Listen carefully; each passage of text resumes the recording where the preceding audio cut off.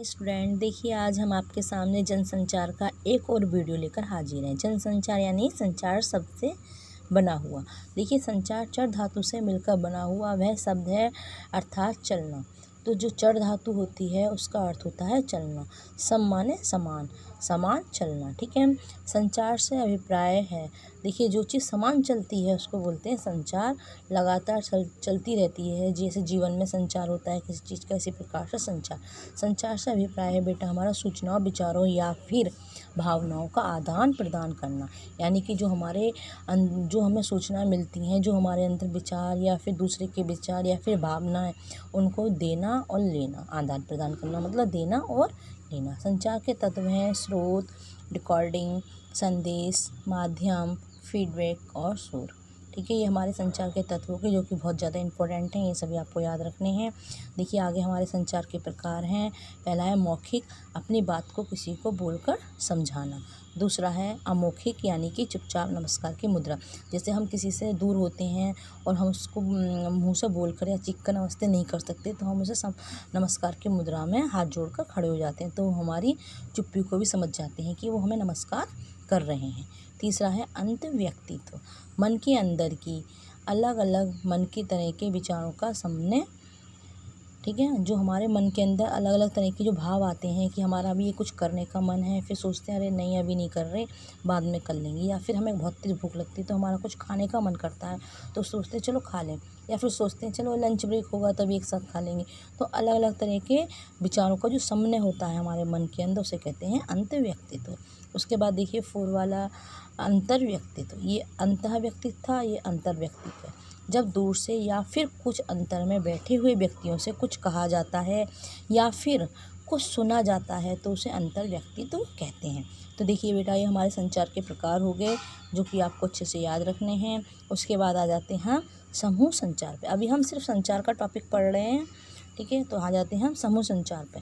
कक्षा में जब शिक्षक एक ऐसा टॉपिक देता है और सभी विद्यार्थी अपनी अपनी राय प्रकट करते हैं तो उसे हम समूह संचार कहते हैं। जिस प्रकार कक्षा में अगर क्वेश्चन दे दिया जाए कि बेटा आप सबको सॉल्व करना है, और उसमें सभी व्यक्ति मतलब जो सभी बच्चे होते हैं वो अपनी अपनी प्रक्रिया शुरू कर देते हैं।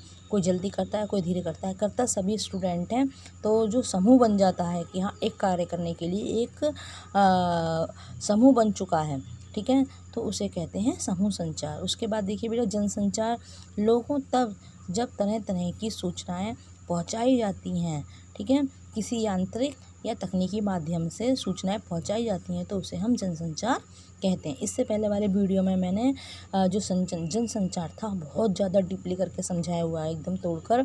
और अब देखिए, अब हम यहाँ पर संचार पढ़ रहे हैं। तो संचार हमारा यहाँ हो गया, संचार चर धातु से मिलकर बना हुआ है। संचार से अभिप्राय, संचार के तत्व, संचार के प्रकार।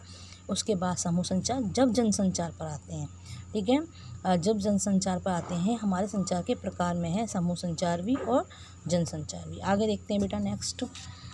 जब हम इस प्रकार भी कह सकते हैं कि किसी प्रत्यक्ष संवाद की बजाय किसी तकनीकी या यांत्रिक माध्यम के द्वारा समाज के एक विशाल वर्ग से संवाद कायम करना जनसंचार कहता है। जो इससे पहले बेटा मैंने वीडियो बनाई थी उसमें मैंने इसी तरीके से प्रधानमंत्री जी का उदाहरण दिया था, जो कि हमारे दर्शकों को बहुत ही पसंद आया।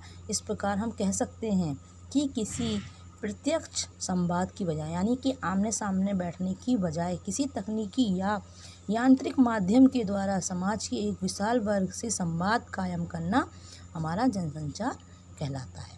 संचार के प्रमुख माध्यम हैं समाचार पत्र है, रेडियो है, इंटरनेट है, टीवी है, सिनेमा है आदि। ये हमारे संचार के प्रमुख माध्यम हैं, ठीक है। जनसंचार के प्रमुख कार्य हैं सूचना देना। देखिए हमारे जनसंचार के माध्यम हमने आपको समझा दिया। देखिए जनसंचार के भी 2 पार्ट होते हैं, एक प्रिंट मीडिया वाला होता है, एक इलेक्ट्रॉनिक मीडिया वाला होता है, ठीक है। वो हमारे जनसंचार के पार्ट है। हमने इससे पहले वीडियो में उसको अच्छे से समझाया है। अब सिर्फ हम यहाँ जनसंचार पढ़ रहे हैं। तो जनसंचार के प्रमुख कार्य होते हैं सूचना देना, शिक्षित करना, मनोरंजन करना, निगरानी करना, ज्ञान और विज्ञान से जोड़ना, एजेंडा तैयार करना, विचार विमर्श के लिए मंच उपलब्ध कराना, ठीक है, यानी कि आपस में एक दूसरे की बात को क्लियर करने के लिए एक मंच की व्यवस्था करना। वर्तमान रूप से जो प्रचलित हैं वो प्रिंट माध्यम हैं, समाचार पत्र हैं, ठीक है, और पत्रिकाएं, यानी कि जो वर्तमान रूप से जनसंचार के जो माध्यम आजकल प्रचलित हैं वो प्रिंट माध्यम भी है और समाचार रूप पत्र और पत्रिका भी हैं। दूसरा है इलेक्ट्रॉनिक माध्यम, उसके अंदर रेडियो, टेलीविज़न और इंटरनेट। ये देखिए आज बेटा वर्तमान रूप में आज भी प्रचलित हैं। उसके बाद जनसंचार में प्रिंट माध्यम का महत्व। मुद्रित माध्यम सबसे प्राचीन है, ये मैं आपको कई बार बता चुकी हूँ कि जो मुद्रित माध्यम है बेटा वो सबसे प्राचीन है। अगर आपको बेटा अच्छे से समझ में आ रहा है तो आप हमारा पहला वाला वीडियो भी देख सकते हैं, उसमें आपको बहुत अच्छे से समझ में आ जाएगा। वास्तव में मुद्रण का आरंभ छपाई से हुआ, इसके आविष्कार का श्रेय जर्मनी के गुटेनबर्ग को जाता है। ठीक है, जो मुद्रण का आविष्कार का जो श्रेय है वो जर्मनी के गुटेनबर्ग को जाता है। 1556 भारत में प्रथम छापाखाना जो खुला था बेटा वो 1556 ईस्वी में गोवा में खुला था। इसकी स्थापना इसकी स्थापना थी वो मिशनरियों ने धर्म प्रचार की पुस्तकों को छापने के लिए भी की थी। तो देखिए बेटा बहुत सारे क्वेश्चन बन रहे हैं कि इसकी स्थापना किसने की थी, कहाँ खुला था, किसने इसका आविष्कार कसरे किया था, वर्तमान रूप में कौन से प्रचलित हैं, जनसंचार के प्रमुख कार्य क्या हैं, जनसंचार के प्रमुख माध्यम क्या हैं। तो देखिए कई सारे क्वेश्चन बन रहे हैं जो कि आपको जनसंचार में मोस्ट इम्पोर्टेंट हैं बेटा। आगे देखते हैं। मुद्रित माध्यम के अंतर्गत पत्र, पत्रिकाएँ आदि आती हैं। इसकी विशेषता, इसे हम आराम से पढ़ सकते हैं। देखिए इसकी विशेषता बहुत सारी हैं, आराम से पढ़ सकते हैं, जब मन होता है जब पढ़ लेते हैं, जब मन नहीं होता तो हम इसको बंद कर के रख देते हैं। कहीं से भी पढ़ सकते हैं, किसी भी और छोर से पढ़ सकते हैं हम। किसको? प्रिंट माध्यम से, छपाई वाले माध्यम को और पत्र पत्रिकाओं को। ठीक है, साक्षरों के लिए ये बहुत ही महत्वपूर्ण है और निरीक्षणों के लिए ये बिल्कुल व्यर्थ है। तो बेटा देखिए मैंने आज आपको जनसंचार के विषय में समझाया। अगर आपको मेरा वीडियो अच्छा लगा है तो प्लीज़ बेटा मुझे आगे कमेंट करिए, जिससे कि मैं आपके लिए और अच्छे से अच्छे वीडियो लेके आऊँ। अगर आपको हमारा वीडियो अच्छे से समझ में आया तो प्लीज़ बेटा एक बार लाइक ज़रूर करिएगा।